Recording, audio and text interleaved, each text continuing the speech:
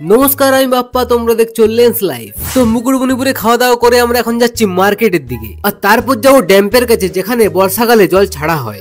দোকান আছে অসংখ্য, তার সাথে সাজানো হয়েছে খুব সুন্দর ভাবে যাতে কোনো টুরিস্টের কোনো অসুবিধা না হয়। আর বাচ্চাদের জন্য আছে মন মাতানো জিনিস। তবে আবারও চোখে পড়লো সেই পুরনো ঘটনা যেখানে একটা বাচ্চা আরেকটা বাচ্চার মন ভরাচ্ছে নিজের পেট ভরানোর জন্য। আর এটা খেয়ে পর আমরা যাচ্ছি কংসাবতী চিলড্রেন পার্কে, আর গিয়ে দেখি এখানে বাচ্চারা না বুড়োরা খেলা করছে।